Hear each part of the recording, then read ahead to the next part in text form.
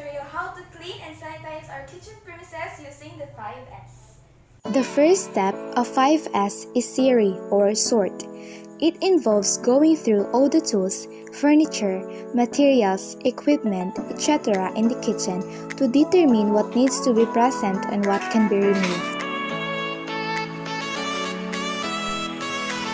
I put the dishes in the sink and wash them later. I ask myself some questions during this phase of cleaning our kitchen premises, such as, are all the items involved really necessary? What is the purpose of this item? When was this item last used? How frequently is it used? Does it really need to be here? These questions help me determine the value of each item. Our kitchen might be better off without unnecessary items or items used infrequently. These things can get in the way or take up space. When I already determined that some items aren't necessary, I consider the following options: dislocate some of the necessary items, recycle or throw away the items, and put items into storage or into the cabinet.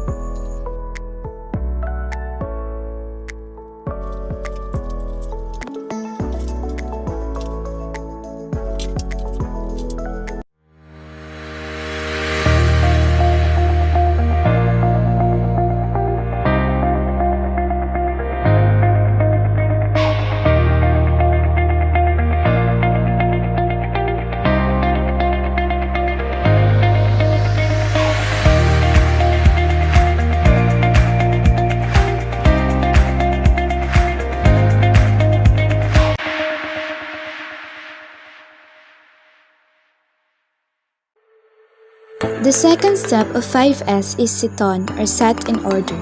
It involves organizing the things in the kitchen such as the glasswares, utensils, plates, and etc.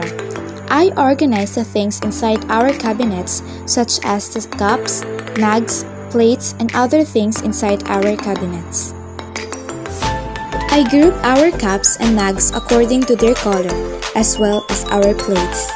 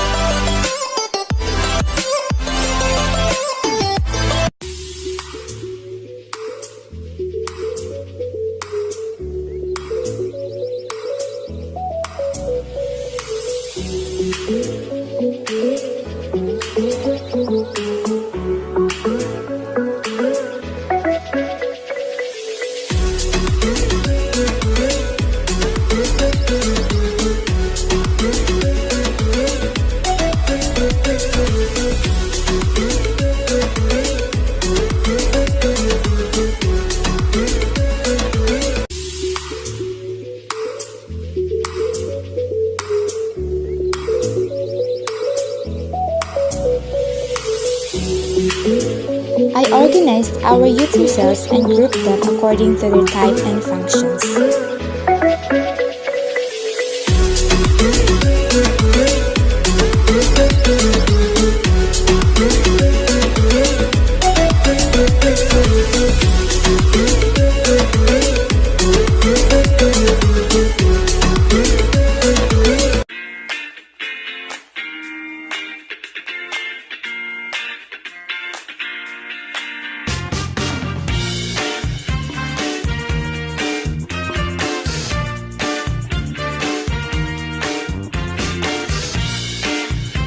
I clearly label the ingredients in order to prevent the salt instead of sugar problem.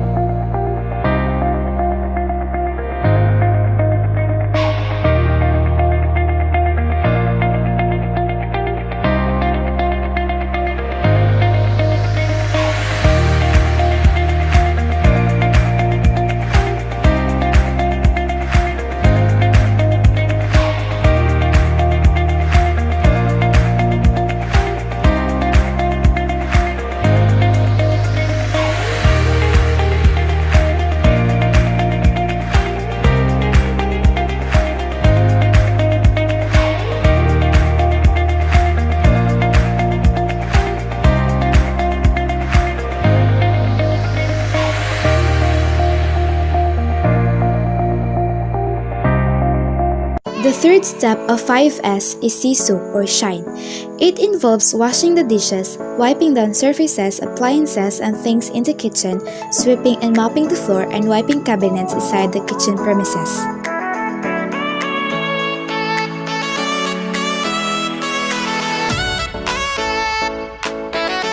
I first wipe the table with a cleaning cloth.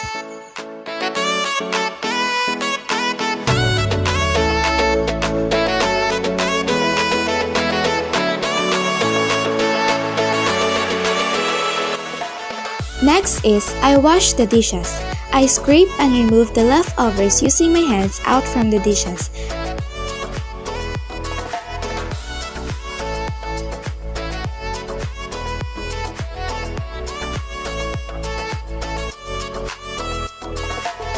Then, I pre-rinse it with water.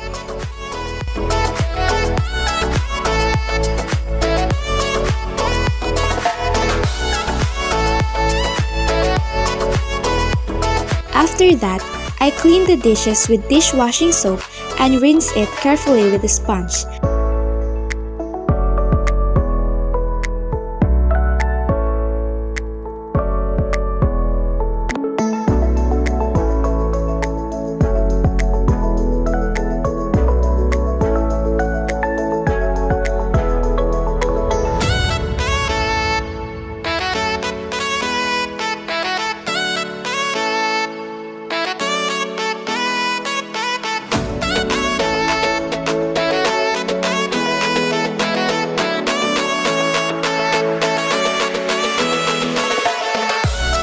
Then finally, I wash the dishes, remove the soap out from the dishes, and rinse it thoroughly.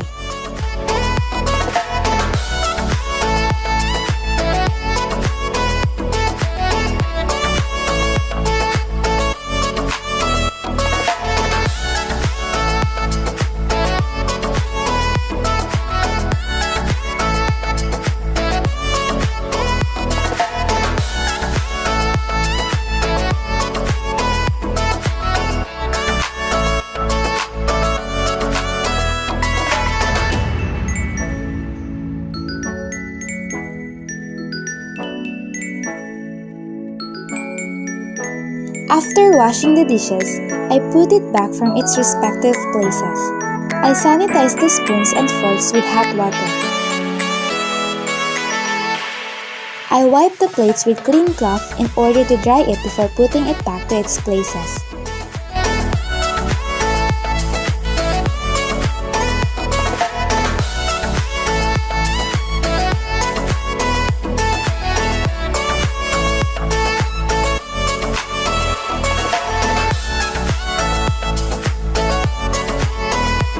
When I put the plates in its places, I see to it that it has proper distancing in order to make sure that it is clean and will not stick to each other. Next is I clean the countertop.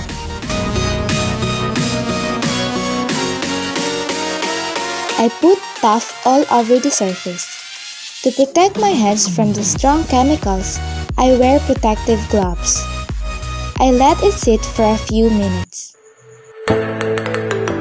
After a few minutes, I start to clean and scrub it with sponge, brush, and an old toothbrush for in between the tiles.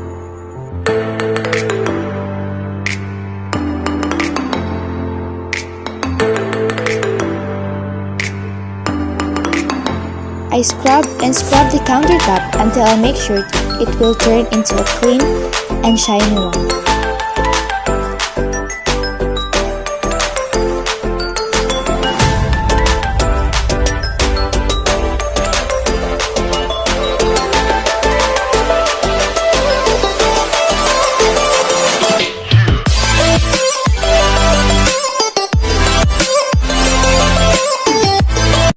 After that, I wash and rinse it with water and a cleaning cloth.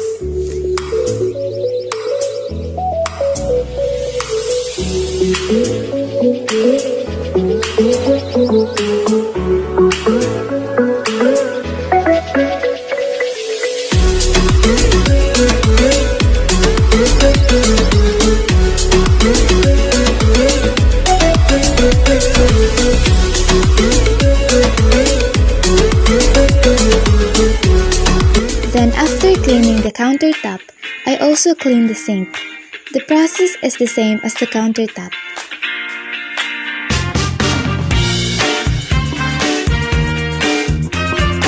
I make sure to clean also the faucet.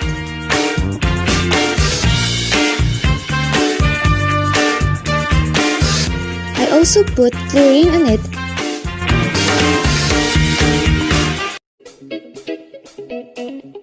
But when putting it, I wear a face mask in order to cover my nose against the strong smell of the chlorine.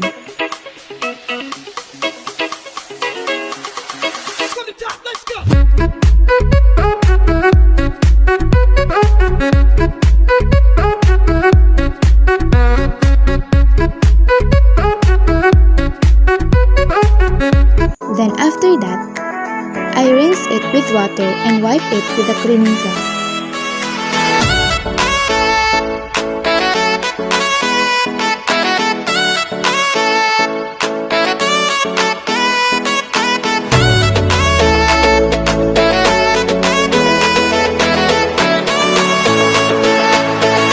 Next thing is, I wipe the appliances with a cleaning cloth. I use the yellow one for wiping the appliances and other things in the kitchen. Earlier, I wiped the plates with the blue one, while I used the pink one for wiping the countertop and the table.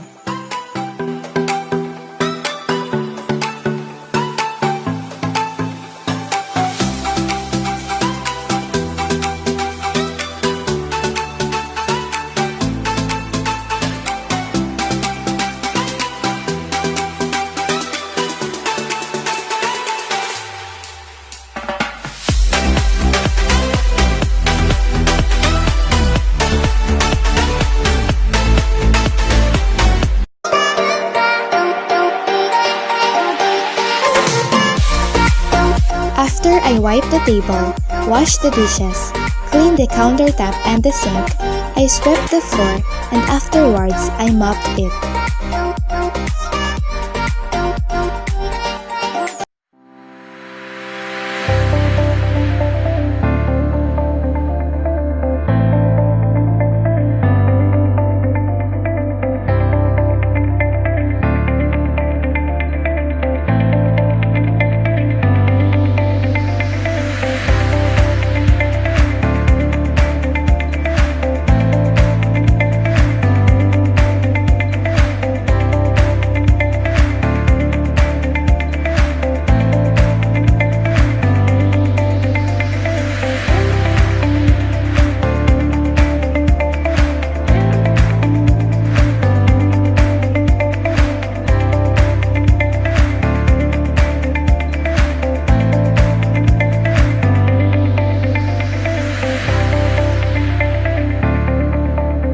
The fourth step and fourth S in the 5S is the Sekitsu or standardize. Once the first 3 steps of 5S are completed, things should look pretty good. All the extra stuff is gone, everything is organized, spaces are cleaned, and equipment is in good working order. The problem is, when 5S is new at the kitchen, it's easy to clean and get organized, and then slowly let things slide back to the way they were. Standardize assigns regular tasks, creates schedules, and posts instructions so these activities become routines.